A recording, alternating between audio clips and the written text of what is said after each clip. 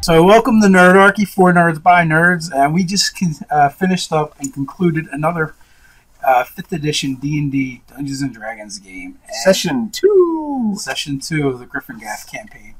And we have some special guests with us today, Mark and Scott. I'm Ryan. I'm Ted. Illustrious GM Ted. I'm Dave, by the way. So, what do you guys think? Well, Mark, what do you think? What did you think? I died! We had our first fatality.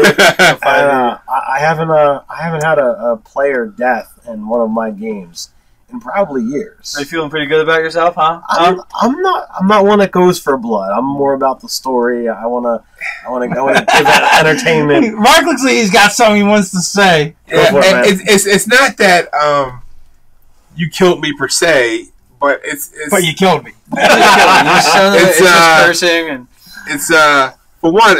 Well, there's a lot of factors in it. One, I should have done that second win. Should have done the second win. Should have done the second win since I got. Well, so that's a little tip to 5e fighters: second win early and often. Yeah, right. Second win as much as you can. Two, it was just a bad die day for me. I mean, die roll rather. Well, yeah, you had 2 rounds of missing, I think, prior you roll to a 4 and then a 1, right. Which and the one was in killed. the way no, not even for the saving throws, just for attacks, because the rounds would have been over quicker. Yeah, if I'd have hit my first attack, that guy would have been dead. Yep. And then the second guy would have been dead. So. Well, how many rounds of combat was that? Was it 3 or 4? 4, I think. I know. The funny thing is, you're missing. You rolled a 4 on the die both times for missing. Like you had 2 rounds of missing, and then the third round you hit.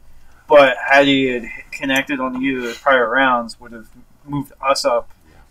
As it was, by the end of the combat, out of 6 players at the table, 3 people were dropped. And let's talk about how he died. Right, he didn't die from massive hit point damage. You know, he didn't get beat upon after he went down, and he didn't fail 3 death saving throws. Right, he failed 2. Yeah, 1 was a critical fumble. So we had the issue of he didn't second wind as a bonus action when it was his turn after he got hit the first time. His orcs hit hard, and sorry guys. I was rolling lucky numbers for me on the D12s. Well, I did the same thing because I took 9 points of damage. So I'm like, well, I still have another 12 hit points. And then I crit you. And then you critted me. Well, but also, too, they're wielding great axes, so it's a D12 plus strength, right? Yep. So, I mean, really, or that puts it a pretty good likelihood out there. He's at least going to do 10 to 12 damage, in a round. The orcs swinging a D12 plus 3. Yeah. And on that crit, I rolled a 12 and a 2 for you. The rest of my rolls were all in the 10 plus category, and Ryan sat there and watched them all. Yeah, it's not like I'm like, oh yeah. No, I wanted to cover my eyes because they were. But it was 12, 10, 10, or 12, 10, 11, and 12. Bottom line, this is what happens when I don't stick to my motto. This would have never happened to the old Mark. Yeah, never let the DM see you roll. Yeah. So, also I would add in there, I felt guilty too because there was a player who chose he walked over your body to heal me or to stabilize me, and one thing that was really clear to me is when you're as a player, your choices on using a healing kit, or stabilizing somebody, or curing or healing somebody, or just blocking off an attack is critical because what sets up that situation is our characters, Mark's character and mine, were set up as being accomplices. So my character seeing him, buddies, accomplices, same difference. We were also thicker than thieves. So my character runs to go tend him as soon as the present danger is done. I can actually get to him. My character's got a decent wisdom score, but he doesn't have skill in medicine or a healer's kit on him. So I drop a die roll. I roll a 5 on a D20, which doesn't get you there. My modifier is a 2, so that's a 7. So I don't crack the 10 that I need to stabilize him. So he didn't second wind. He didn't kill the guy with attack rolls. There's like four factors lining up. Yeah. You didn't pass your roll for the heal check. No healer's kit. No healer's kit, and the only healer in the party is a druid with a single heal spell. Yeah. You know that he can use. Well, but not only that though. Like when you think about there's no triage. Like everybody was equally down as much. There were 6 players and three people were on the ground. Three people dropped. And in his defense, he saw him tending to me. Yeah, exactly. He didn't know he was tending to me badly, but he saw. Well, I mean, unfortunately, it was a die roll. Yeah. I would have been better off being a halfling if I rolled a 1 because I get to re-roll that shit. Right. So, but yeah. Well, and if you got 3 guys down, roll it. You have 3 death saves going. 3 simultaneously. Yeah. So the odds of somebody dropping is fairly high. And not only that, we had 3 fouls amongst us. So we each had a foul. And a lot of things went against us, basically. Yeah, really what the happened. dice no. Yeah, the dice hated us. So I also think they've been successful, and a lot of people complain that it was really hard to die in 4th. It is not hard to die in 5th. Mission accomplished. It feels like 2nd edition. Yeah, it really does. Yeah. So for I know for Ted and Mark, this is their 2nd game of 5th. You've played several now, right? Well, this is like my 4th game. I've played 2 here and then 1 online on a Google Plus. And this is your This first. is my first. This is your first. And I'm super excited. Just really, really excited because like everybody else, I've been reading all the play updates and the play test they did, and I've been listening to podcasts for 2 years. So to get the book and actually sit at the table and play 5th, it's as great as I hoped it would be. It really is fantastic. I'm just absolutely thrilled, and I am playing every 2 weeks in a Pathfinder game. And it just really, I'm a huge fan of indie games, and I think there's a lot of indie game concepts in here. It's really a wonderful mix of, I love the backgrounds, I love the storytelling aspects. I also the Pathfinder game I'm in, it's a pre-gen, so we're going through a module, and it really feels like it's on rails, and I love the idea of your world being your world. You reminded me of like Chris Perkins. You were standing up, you really had the energy for the game.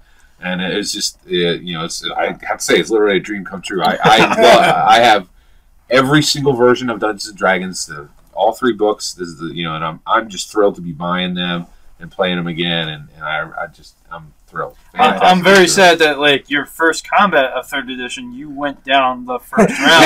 You didn't actually do a combating. Well, actually, one thing I'm really blessed is that's the great thing about tabletop role playing games is. I'm enjoying everybody else's turn and not just mine. And Lyndon Hemsworthy, and we had Varys the fighter, and Taurus the fighter. Thank God my guy had a twin brother. Yeah. The Orth. I stood at the forge with him. There's just so much going on that I think that's the great part about the game is there's something going on in every single person's turn because everybody is actively telling a story. And that's one of the things that I like about role playing games is it's a role playing game. It's not all about killing the creatures. So and your energy and enthusiasm comes through on all of that. You weren't depressed that you went down and like, okay, crap, I can't do anything. And in every scene, you're like, all right, how can I say this? How can I do that? And there's times that you're just like, all right, let's go kill orcs. Yeah. And it's like, well, my master would say I need to calm this down a bit or think in another direction. Yeah. I enjoyed that. It was good. Yeah, it's fine. But having your first session, what's the biggest thing that you like about 5th? There's a lot. I really think the backgrounds is huge because you always said to everybody, what's your racing class? The fact that we had a soldier wizard, that wizard did not look like any wizard I've ever seen in any game. Pathfinder, D&D, I think the backgrounds have added a huge column in the game, and that is really very unique aspect. Just that third ability to be there. I love the simplicity of it. I was able to level this guy to level 2 in 2 minutes. I really like the simplicity, and then also the packs. The packs have a lot of great stuff in them. Uh-huh. They're meaningful, and rolling 2 dice is pure awesome. and getting rid of +2s. Everything just seems tighter, more meaningful, and in some ways it's a return, but in some ways it's really almost a very powerful enhancement of a game we all loved, and I think they're in for a big, big future. Well, when you look at Pathfinder and 3.5, you level and it's like, all right, did you get feats this level? Did you get new abilities? How many skill points did you get? Yeah, where are you going to put them? And the thing was, I've seen people really nitpicky about the skill system because they're used to playing Pathfinder and 3.5, where they're like, well, you can't customize your character the way you can in them because I can put a point here and put a point there. And but at the end of the day, if you're building a character in those games, putting 1 point here and 1 point there doesn't actually do anything for you because as you gain levels, everything scales. Right. Where in this edition, you're just like, it doesn't matter. If it's something I'm not really good at, I just can try and do it. Right. Yeah, unless it's something crazy well, I'm going to go to the forge and try and smith something. Well, no, you can't because you're not trained to use blacksmith tools, which makes sense. Right. And but then again, okay, so in Pathfinder or D&D 3.5, I can build a character that has touched them before and has a chance because I have 1 rank. Well, it's kind of retarded, really, if you think about it. Why would someone even bother? At that point, it might as well just be a blurb in their backstory. And in this edition, if they went through the trouble to put it in the backstory, as a DM, I'd give it to them. Drop that 20 with your modifier. Let's see what you get. Yeah. There's a lot of that nitpickiness that isn't really relevant. Because in this edition, it's not about... You're not about building a list of things that you can do. You build a list of things you can do really well. Right. Where the other systems are really well defined on what you cannot do, and then you're giving all these options of things that break that rules. That's the design of those editions. I'm going to touch on 2 things you said there. Number one, you said that it's designed on the system of things you can do really well, and I'm not going to say every player out there does it because it's not true, but I think the majority of people I've played with, when you're assigning your skill points, you say, okay, well, I have these skills and I'm just going to max them out. So once you've picked those things, you don't have a choice of where you're putting your skill points. You're just going to continue maxing your things out, which follows suit to exactly what 5th edition does without needing to assign them. It's just automatic. And then as to your thing saying about in my backstory I wrote that totally goes with the 5th edition mindset of DM's overarching power of choice. You can just say, yes, this happens. When the 2 orcs were next to Mark's character, I have the choice there of saying, okay, well, they're able to fight together. They could have had advantage, and it's my call.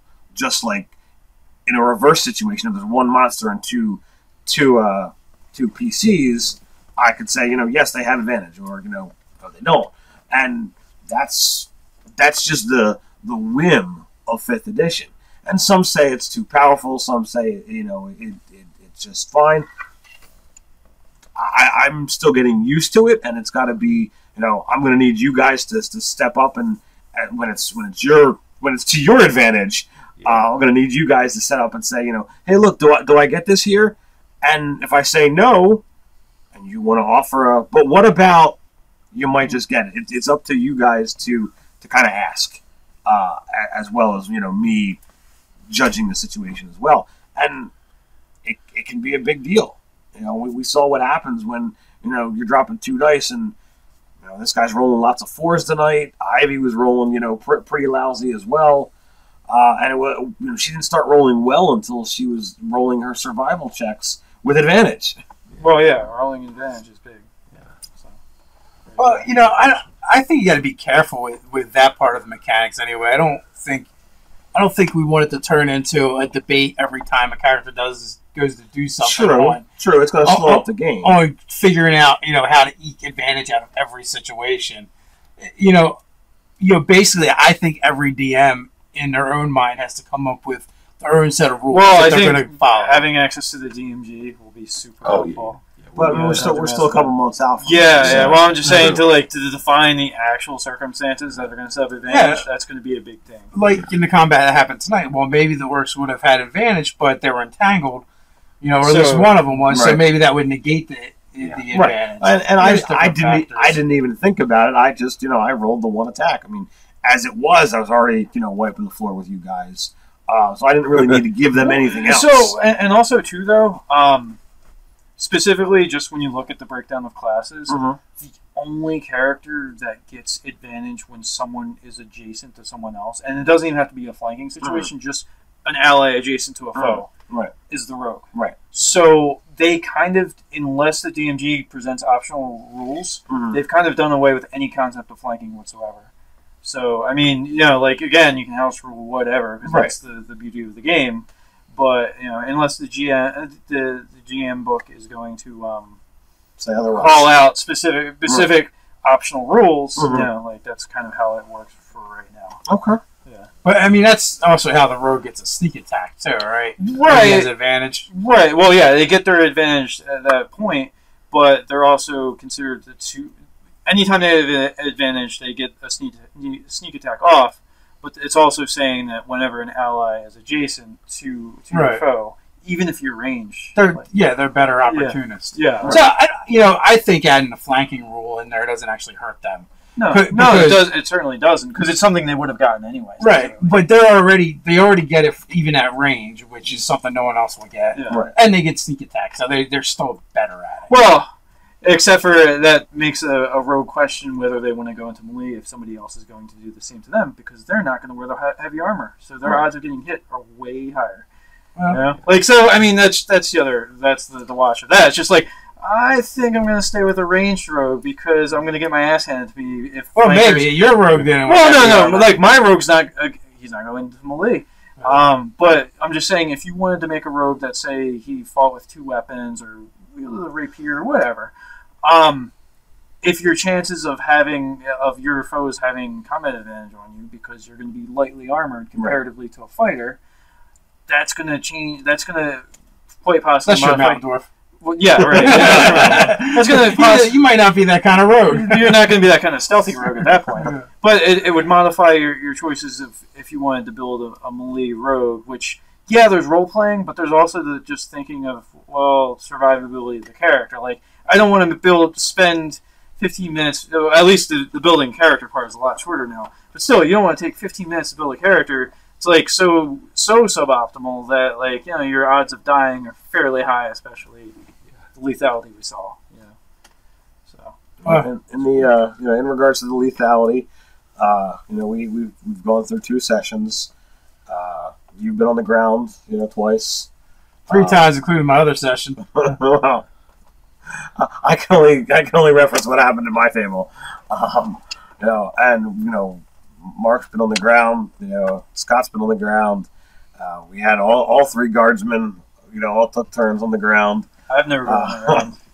Apparently, the rogue is a superior class. Well, yeah. Actually, I've also played a wizard that doesn't go up in people's faces. Remarkably, he was not on the ground either. Well, I think kind of sounded like a challenge. Should I take that as a challenge? The Thunder Wave is really incredibly powerful, but it's encouraging wizards to run right in. Yeah, and it is powerful. I think color spray is and sleep. Well, no, sleep actually. Sleep is a nice radius spell. If he would have rolled a single point more of damage, he would have taken out 6 foes with that spell. Wow. Yeah, and so it's this huge temp to run right in. But it fits. It's really interesting. It's utterly perfect for his character. Oh yeah. I mean, because number one, you look at him and he's not wizard. Right. He's a mountain dwarf soldier. Well, and also too though, with his armor class, like comparatively to many other wizards, he's taking far less of a risk than your average 14, 15 AC wizard is going to do. What wizard has a 14, 15 AC? And actually, have 13, like a 12. 13 or 12, yeah, that's true. Actually, the only reason I got dropped is because Scott got dropped. Right. Like, if you didn't go down, I wouldn't have ran into the work's face that round. Oh, yeah, you charged him so that it didn't swing at Scott. Yeah, because if he would have got swung out on the ground, that would have been an automatic fail. Yeah. For a death save, so... Yeah, although I feel like the tactics of the orcs were to take out people that were still up and functional. Well, I mean, I try not to, just be merciless as a DM. As I said, I'm more for the story. The orc could have certainly, when both of them were dropped, well, they don't really have coup de grace anymore. No, coup de grace is a thing. It may not be a mechanical rule, but here's the thing, right? Say I would have ignored that orc and waited to go in and not offered myself as a target. Uh-huh. Well, what's to say he doesn't just take one more swing to finish off the downed foe and make sure he's up? At that point, it's an automatic hit. Right. It's an automatic death save. Mm-hmm. And then, but you still roll damage. And you still roll damage. If, that damage would have doubled his hit points, he'd be Kill dead. him out, right? So you still have the chance of critting it until you reach 3rd, 4th, 5th level where you can get beyond the dice range of a crit. You're not going to die in a single wound. So basically, I chose not to metagame it and go in, and I paid a price for that. So there's different things like, and this is my second character I made, and both of my characters are suboptimal. In both characters, my primary stat is my 3rd best, which is, I don't care. I think it's fun to play those characters and a little more versatile. You say it's suboptimal, but as far as I'm concerned, even though your character's been on the ground, I really love the feel of the dwarven wizard. You're walking around in armor. You took your 2nd level in fighter to get the proficiencies, and now you're walking around with battle axe and shield. No one's going to look at you and say, "Hey, there's a wizard. Cast me magic missile." Yeah. Attack the wizard. You say attack the wizard, and Scott's character is going to get in again. For the high elf, I thought it was interesting having a high elf as a rogue. Now, I took a single hair from his corpse when we had to bury him. He was actually a fighter with a criminal background, though. Oh, that's interesting. Well, and see, that's kind of like the mismatch of 5th edition too. Is like you already in your mind he was another rogue. Right. Yeah. With the background really mixed things up. Yeah. Because with the new character, I didn't take criminal. I took soldier.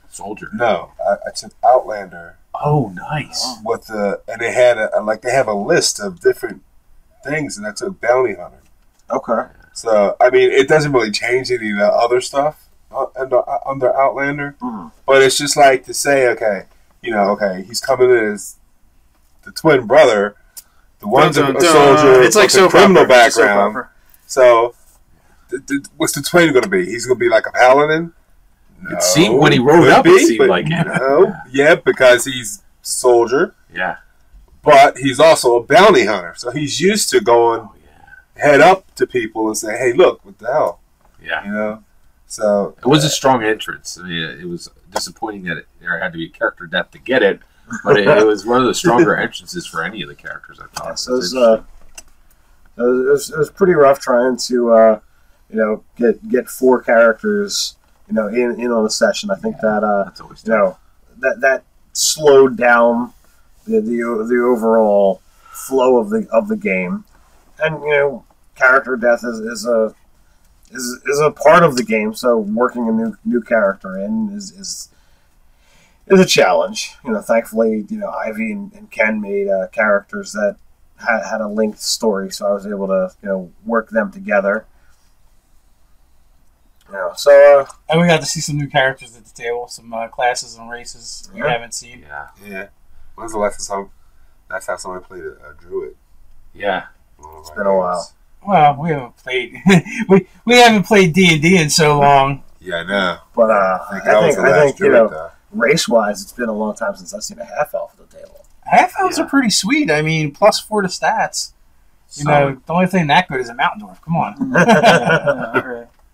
What are they? Charisma and Dex? No, charisma and 2 +1s of your choice. Yeah, that's nice. That's why they make a nice choice, and then they get a bonus language and they get a bonus proficiency.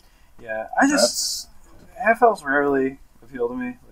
I don't know. Just out of the things I would just choose to play, they're not high up. Well, I feel like this edition has made them better. Yeah. As far as playability and people wanting to go. But still, I think my next character's got to be human. I think at this point. Man, I could see myself playing human, a gnome, tiefling. Well, I think that's one of the nice things is it feels like there's still tons of stuff to explore. Yeah. I'm waiting for the Psionics books to come out. Wow. Maybe waiting an awful long time. Yeah, I don't know how long that's going to be. Yeah. If they're gonna go Basically, down that they're road. going to want to have Dark Sun and maybe Everon around before, this way they'd have like a thing to support it, like if they're going to do that. I'm really curious So- if they're going to do an entirely new realm like Eberron did for. I don't know, because Well, I think that would be a mistake. Right now, the book is There are a lot. the book is pushing heavy on Dragonlance and Forgotten Realms. It's calling specific characters from the novels straight out in the books. So those are probably going to be the first launches. so yeah, I imagine those will be first, followed by Eberron. And also, under the Dragonborn, it actually references the Draconians, which is kind of cool. Yes. Now, those are the guys with the dragon marks. No, that's Eberron. From Dragonlance, the Draconians were the ones that, weird stuff happened when they died. Yeah, that's interesting. Yeah, the Draconians came about because the evil dragons and the Dragon High Lords stole the eggs from the good dragons, and they were actually holding them hostage in the War of the Lands to keep the good dragons out of the war. But what they didn't know was that They were corrupting them. they were corrupting the eggs and creating draconian soldiers. And then, so once the good dragons found that out, it was all bets were off. Well, I think that's one of the things too that you see in Fifth is I love that they put in the fiction into the player's handbook because and I think they're also I think Paizo's in a lot of trouble because I think Dungeons and Dragons you've been playing in our yard for a while. And one of the big things is they're saying we're Dungeons and Dragons. We have hundreds of fiction books that are there. These worlds are incredibly fleshed out. We are going to own these properties and put them forward. I've always wondered why they didn't do more of what they're essentially doing in 5th edition. They're going to do it right now. Yeah, in previous editions. Yeah, absolutely. Yeah. Well, yeah, and some of that, a lot of that stuff is best-selling stuff. Well, I mean, oh yeah, like the stuff that was happening in the 2000s, it took a little bit of a dip, but the stuff that was going on in the 80s was pretty fantastic for genre. Well, even the 90s too. They made a little bit of comeback with the Eberron stuff, but early on the writing was really good when it was Troy Denning, Richard Knack, Hickman and Weiss, Mel Odom. Salvatore, you can't. He's been a constant all the way through. He's never stopped. He's a machine. Yeah. That's why we don't. That's probably why we don't get any more good writers. Shadow Watts because they pay. It all goes to Bob. It's I don't know. It's sad, but there hasn't been especially you've read a lot of the newer stuff, and there just hasn't been that much that grabbed. Dude, the last time I read something new was when they put out Dark Sun. I was so excited that they're going back to Dark Sun for books. Yeah, agreed. They did two things: Dark Sun and they did Gamma World, both of which excited me. And when I saw the writer of Gamma World, oh my god, I had a nerd burner for sure. Mel Odom on Gamma World, and the book was phenomenal. It was a great story. Dark Sun, not so much. It was like, and was it like an unknown author? It was an unknown author. It felt really amateurish. Is that the one? I think I read it. I don't even think I read that one. I have the other 13. I don't even know if I read the whole book. I think it starts with a bunch of guys in the desert. Really? In Dark Sun? They encounter it's kind of like saying a pirate book that starts on the sea. Yeah, it's they just got finished a fight or something, and then there's some other monsters that come, and then there's a sandstorm. Everybody gets buried. Yeah. The guy comes out of it, and he's lost all of his companions. Sounds familiar. And that doesn't sound bad. He goes to he stumbles across some city that had been uncovered. Well, here's the thing: the story was good, the characters were good, but the execution, it was poorly written. That's rough. Yeah. It just you could see all the potential there, but it just didn't come together. Did you read the whole book? Yeah. Did you like it? It's all right. I liked it. Yeah. See, I don't think I even read the whole book. But it didn't go anywhere else. I mean, it was just that one book. I'm used to them Yeah, do a whole series. We right fed you quite a large number of series. It's like, okay, well, here, this is 12 books. This is 15 books. This is 18 books. Yeah, Ted's like a one-man library. Because I was reading the Dragonlance stuff, or Forgotten Realms, which one or the other. I think I started with Dragonlance, and then I think you guys turned me on to Forgotten Realms. And what's funny is, about that time, my boss was actually telling me about Dresden novels. Yeah. And he was like, yeah, it's about a guy who's a wizard of modern day Chicago. And I was like, lame. Yeah, that's going to suck. You know that's going to suck. I don't want to read that. I'm reading this other stuff. I was getting into Drizzt and all that kind of stuff. And then the War of the Spider Queen. I was like, oh my God. And then one day, for some reason, I said, why did I read that Dresden book? I can't remember. The first one. I think. Did I borrow yours? Yeah. I totally, as I said, other things. Banner Waves, I will whore out whatever author I'm currently into. It's like, I will tell everyone, you got to read this. You got to read this. Yeah, I think Ted literally just bludgeoned us with the book, and we agreed to read at least a page or two. But and that's all it took. You're hooked. So yeah, it's almost like you're wearing a white shirt with a black tie, black pants, bicycling up to the door. Hello, I have a book to show you. Backpack. Yeah. As I said, I love the Dresden Files. I know we're going way off topic here, but whatever. I was given the book by Will and looked at it. The original cover was just the cityscape, the lightning bolt, boring. The title is Stormfront, boring. I read the back cover and it was kind of meh. So I was like, well, I gave it to my wife, who read it and devoured it. She's like, you got to read this. And it was all over from there. So I read it, loved it. And the first 3 books are good, but the story doesn't really get going until you get, beyond 4. So. Yeah.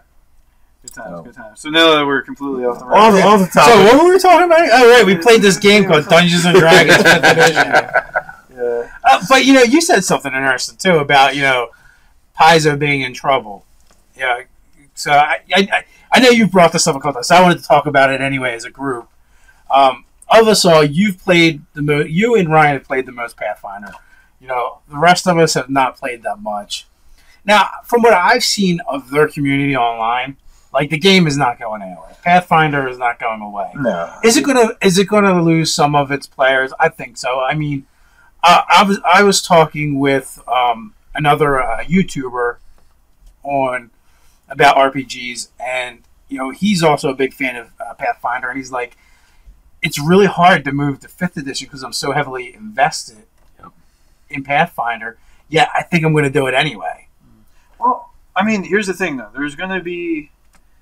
I think the biggest gain for 5th edition is really going to be in picking up older edition gamers because a lot of people said, looking at this stuff, I'm willing to give it a fair shake. Mm-hmm. Which did not happen come 3rd edition or 4th edition. So they're going to pick up a lot of people that were lost to the hobby around 3rd edition because they're loving this, the streamlining of the rules, so to speak. It may still maintain keeping some of those 4th edition players. Mm-hmm. The people that wanted that super crunch heavy game that 3rd edition eventually morphed into. Mm-hmm. That's Pathfinder's audience, and you're not going to do a ton to change that. Right. You might get people that play both games, but by and large, your Pathfinder player, for the most part, isn't going to just be strictly become a 5th edition Dungeons and Dragons. Right. Now, if you came into D&D, they're going to do both. I don't. Here's why. I think that Paizo has a huge problem because of timing. So WotC has a brand new shiny product that they're continuing to roll out new stuff for. Mm-hmm. That is the return to what Pathfinder was based on, right? The other issue is Pathfinder. We all talk, and I know saying D&D movie is worrisome to some people, but I think it could be a major force. They're doing a D&D movie. They're working on it now. It's coming to fruition, and here's why I think it's going to succeed. Because Tolkien's movies are done. and there's People a are gap. going to be hungry for that. Exactly. Yeah. So, and it's Well, as long been- as it's not as bad as the It first still has one. to be a good movie. you can do all these magical effects. You can make all these creatures Dude, if far they better took- and far cheaper. If they took any of the source material that, like, some of the novelizations, like, they probably don't want to pay the authors the So- royalties, but if they took any of those source material books, they would have had something great. Yeah. D&D Yeah. is sitting on a gold mine, and if they even get a marginal success on a D&D movie, Paizo is done. In my- Well, here's what I say. That's only gonna. I think that's only gonna bring new people into the hobby. But who would go to Paizo now? There's another thing about Paizo that I would get into is when they have to do the edition churn. then They'll they're never gonna- do it. They will well, never do it. At They a can't. certain point, they might have to. They might run out of things to mine. They're jammed up. They've already done the edition churn where they took 3.5 and made 3.5. And I think if Yeah, they did yeah. edition churn, they would have exactly the same problem D&D. That's ran what I'm saying. into. That's when that They would are be the jammed the up. nail in the coffin. Yeah. But yeah, what were you saying? Okay, so here's Sorry, what I'm go. looking at. No, that's okay. That's what this is about. Us talking, right? So what I see is the people that came in at 3.5, and you're a 3.5 player. You love 3.5, and then because you love numbers and you love pluses and minuses and like stuff. super crunchy stuff. You then get handed the holy grail, which is Pathfinder. Like, oh my god, the numbers! I can't believe they go that high. Who would have thought, right? So those people are going to be, like you said, really hard to win over to a different version of D&D. Dude, even like somebody commenting on our channel, the guy was solidly in the camp of playing Pathfinder. He didn't like the fact that the lower sort of number arc, the lower number curve. Well, they balance out, but you know why? It's because these people are equating a lot of pluses and numbers with customization of your character. Right. Where when you come from an older edition of D&D or even different versions of role-playing games, you're actually not looking for numbers on a sheet. You're looking for a feel or a flavor. Right. And it's more intuitive than logical. Right. And it's more about, like for instance, my character is a perfect example. Even though I geared him to be able to do it, it's still not really logical for the wizard to run up front and hit something with an axe.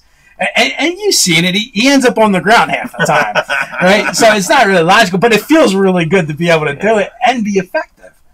You know, and you clearly are. You know, yeah, I got to kill things with an axe a couple times. I'm so happy as a wizard, But people who all they want to do is calculate the good and the bad are gonna struggle with that. And the one guy, like you said, he was commenting on it, and when I explained my view, he's like, "Oh, you know what? Maybe I'll run it as a one shot for my group and see how they feel about it." I think there's clearly different types of gamers, and there's absolutely room in the hobby for Pathfinder and 5e. I don't think that's true. I really don't. One Can't card we all from the just get other. along? No. If- I own every single Pathfinder hardback printed book, except for the small little bound ones, and one takes from the other, right? And to tell the truth, I have a second Pathfinder game that I'm kind of I'm blessed to be in, like 3, right? And we took a hiatus, and so to tell the truth, I am far more interested in playing 5th than going back to another Pathfinder game. Through Nerdarchy, I've done a lot of reading and commenting on stuff on Facebook, and there's still people that play 2nd. There's still people that play 3.5. There's people that play Pathfinder. There's people that play 4th, and now there's people that are going to be playing 5th. So you've got at least 5. Sorry, Pathfinder people, it's all Dungeons and Dragons to me. My opinion. Feel free to hack up my corpse on the comments, but whatever. 6 versions if you count Pathfinder. So you've got all these different things, and it's all playing Dungeons and Dragons, and there's groups that are still going to play it all. There's people out there who are though people are playing it. Here's the part of being a business and a corporation that has to pay bills, keep the lights on, payroll, this and that. You need revenue stream.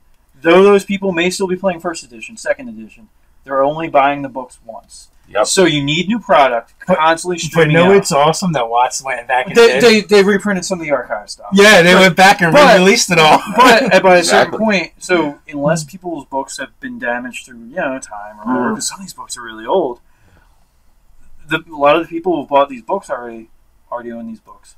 And if people, if people don't retro game and go play second edition, True. so like the sales have already happened for a lot of this stuff. You need the edition churn to keep a business going. That's why it happens every decade. But the other thing is, you got to realize these guys have advantage and disadvantage. I can't tell you how huge that is.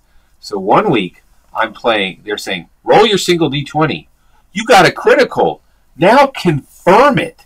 You just got a crit. Oh, you didn't get that crit. Now I walk in here, they're like, oh, you need to hit this guy? Roll 2 d20s. What are the odds are double that a 20 is going to come up on there. 20s are more powerful than they've ever been. It feels so much better. And yet every single, as David says, or Ryan says, number crunch guy, they don't want to roll 2d20. They want a plus 17 to hit. They want this massive number that's higher than the other person's armor class. That just annihilates, the whole system. And, I was one of them. I loved stacking up the pluses, and it's like, in Ryan's Pathfinder game, I've got a Thrycreen. He's got a racial plus 30 to jump. And it's like, this is fun. I can stand still and jump 12 feet straight up in the air. I just like saying, I did 48 points of damage. Yeah. Well, you get a little bit of that in this edition. You can do that.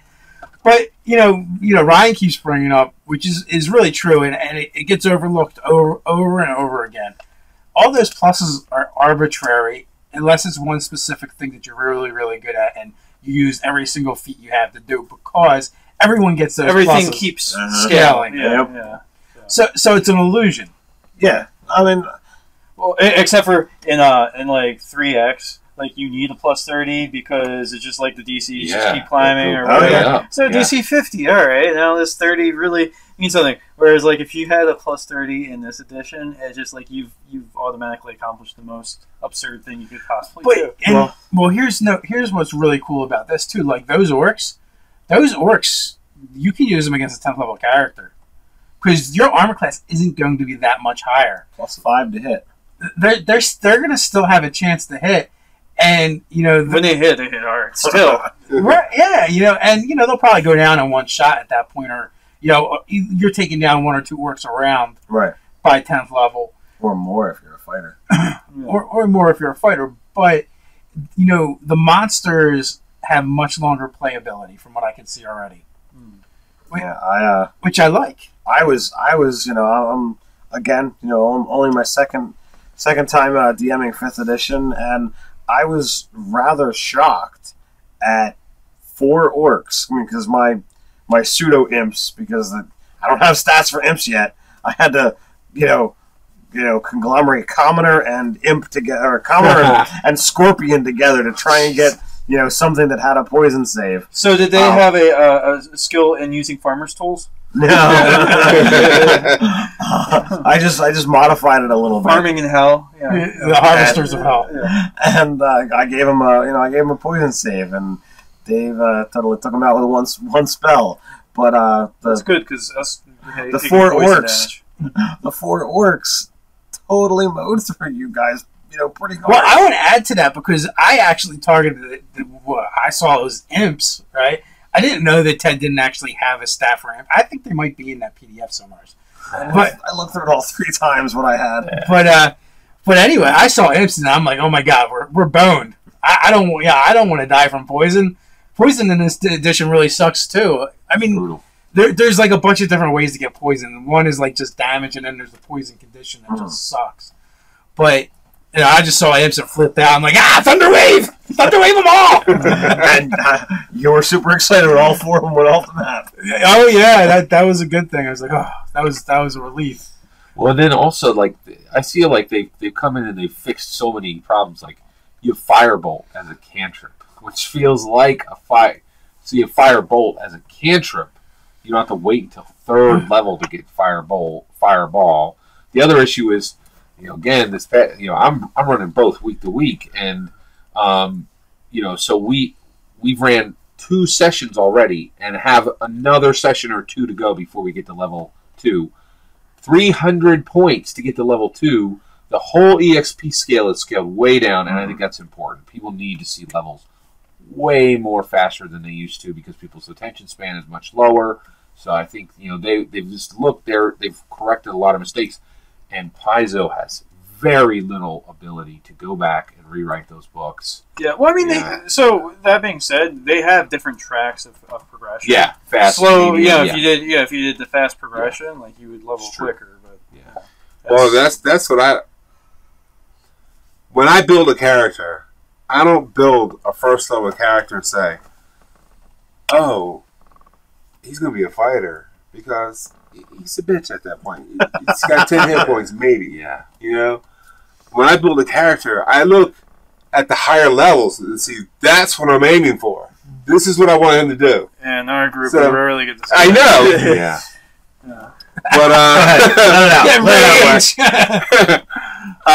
I like playing high level games because you get to do more. I mean, like in this fight, we fought 4 orcs. Some of us died, some of us got knocked out, but in the grand scheme of things, it was 2 hits that put people down. That's ridiculous, You're the hero of the town, and you got punched twice, and you're done. Well, because you lived to that first hit. First level was rough. Really But I mean, the lower levels are harder to stay alive, but the higher levels are way more fun living. Well, I mean, hopefully we get to see some of those. Be nice. Yeah. Hopefully, the campaign lasts, and that I can keep my material flowing. I know that's sometimes problem of mine, but hopefully we can take this to the scale that we had with Dave's game way back when. Well, you guys never really got that high in that game. Level 12, 14. No, I'm talking your Shattered Realm game where we were. Yeah, but you guys started off higher level. Yeah, it was. You we were broaching epics, so. You guys started at 5th, but actually, you'd want to cry from my old AD&D campaign that was converted to 3rd, because you want to talk about slow advancement. I crawled these guys along, but a lot of our stories come from that campaign, and I think it was one of the more fun ones. Oh yeah, and I think it was great to have that back then, and it was important because the world has changed drastically. You didn't have Netflix sitting there with everything under the sun and Hulu sitting there and amazing movies like the Avengers and so you had the ability to have people sit and go through, it wasn't as big a deal. Now this game is actively trying to get attention from amazing novels, amazing movies, amazing video games, 10, 20 years later, and it's just you need to level them faster, I think. It's just a reality. The now generation. Yeah. I mean, it depends upon the What are you willing to wait for? Not much. But can you imagine a 12? I started when I was 12 years old. Can you imagine a 12-year-old getting this book? This thing is amazing. The art is tremendous. Look at all the diversity issues they've fixed. It's so much better than what we had, I think. Well, yeah, I mean, they actually had to go back, and most people believe that D&D started with the Red Basics box set, but it didn't. It started with 1E. Yeah. And, even before that, there was the white box, which was before my time, which was based off of Chainmail directly. But, it was 1E, and, the most horrible binding in any of the books ever. They all fell apart. I'm hoping that doesn't happen with 5th edition. But, so we started with that, but then they rolled out the basic, and you had the red, the blue, the green, and the gold boxes. And that was actually a dumbed-down version to get people into the game and get them playing. Because you see people always quote, "Well, I played when Elf was your class and your race," but that wasn't actually true, because that was just something that TSR did to give people another option to get into the game. Yeah. Where with 5th edition, you had that right from the get-go. It's not like trying to learn Pathfinder or 3.X as your first game. That I can see how intimidating that would be. The book's 500 pages. The core, it's it's huge. Well, I mean, their core book is also a DMG, and it's awesome. It's a great book, but it's extreme. Handbook. And actually, I follow a guy on YouTube who's amazing, does fantastic, and he will admit, he says It's one of the worst things about Pathfinder. You put that tome in front of a player, it scared the hell out of them. I mean, this is a 300-page book, and it's half the size of the Pathfinder book. And that Pathfinder book, they are stuck with it. They cannot. It's what it's what the player needs. Oh. And I mean, it's a model that D&D has had for as long as I've been playing. You've got your D&D, you got your PHP, you got your Dungeon Master's Guide, and you got your Monster Manual, or in the old days, the Monstrous Manual.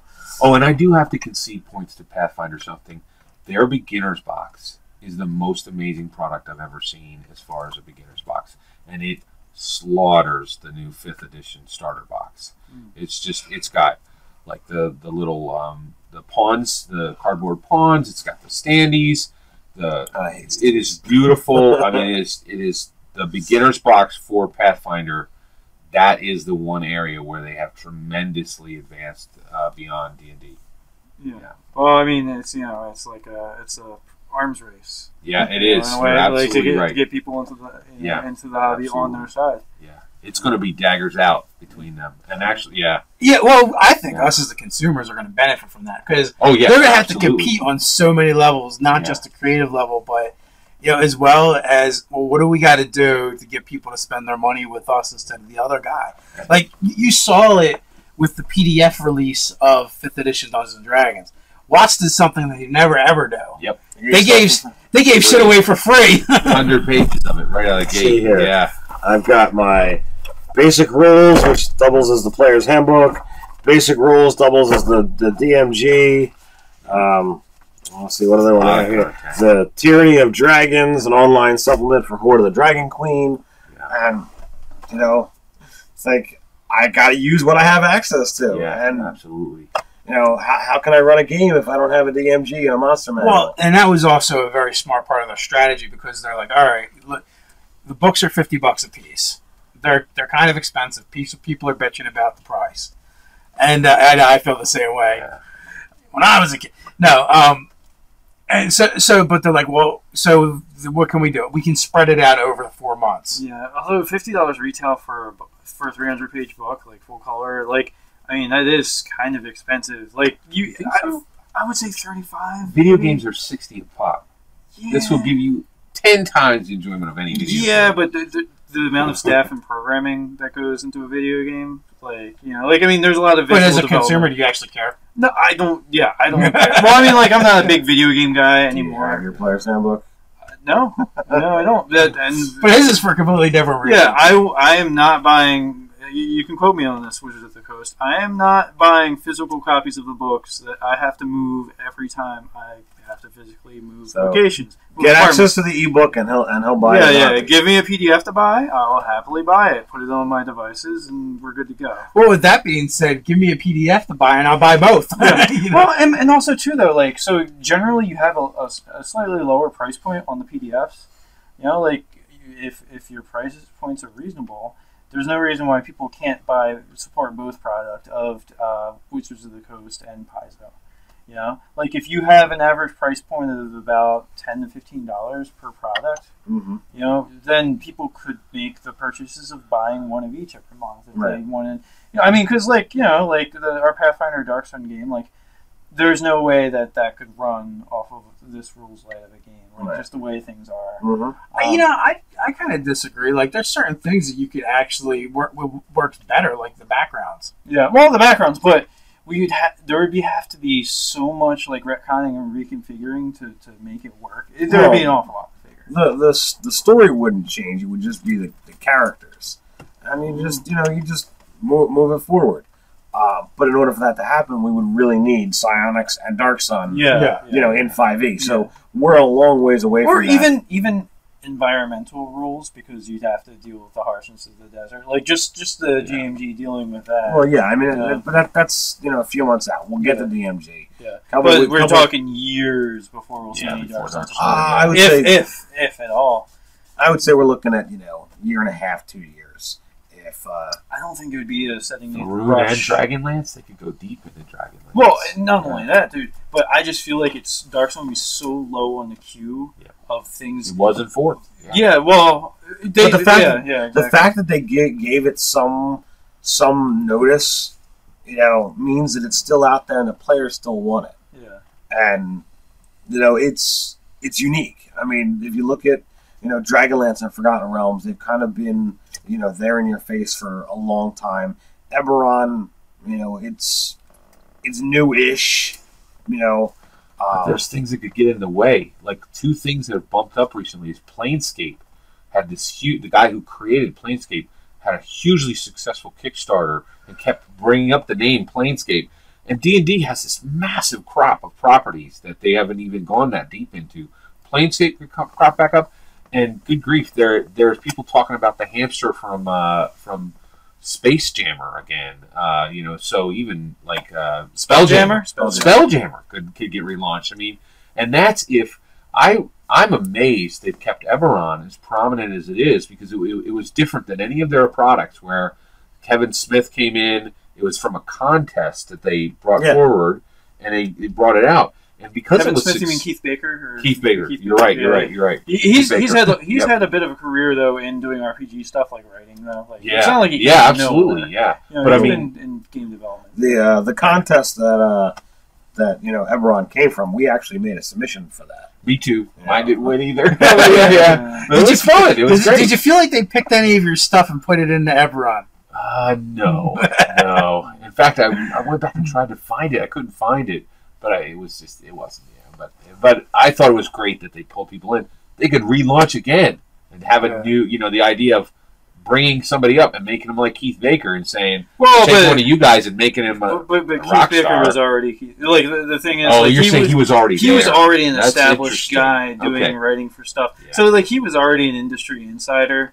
I don't know that he was established. I think he had done some stuff. I mean, he was somebody who was they made him entrenched, and he was definitely doing stuff. I mean, all the more power to him to start a career. Like, he was probably doing like a part-time moonlighting thing, and like was able to go full steam ahead. Well, and actually, he's been literally traveling the world and like stays with fans and runs Eberron for them. I mean, if there's a rock star in the RPG community, they made him one, which is kind of interesting. So, yeah, actually, I saw that too. I was like, that is interesting that he was couch surfing, and his offer was, well, I won't give you any money or anything, but I'll run a game for you. Yeah, and he did it, and you could read it on his blog. The other thing I thought was kind of sad was, weirdly, he had this dream come true, but then also a few years later, and it's strange that we know so much about these guys because the blogs pull it out, they get divorced, which I thought was really weird too, because I was like, that's, you got everything you ever wanted.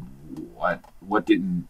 It was weird. It was. Well, there's a lot of factors in relationships. Yeah. But dude, it's like the people that win the lottery and it ruins their lives. Right. That's what I was actually thinking. Like that. Maybe it was too much. It's like my life. or like right. Or it's like the like the old like creepy tales of like the monkey's paws, where like your wishes get horribly twisted. Type of thing. Yeah.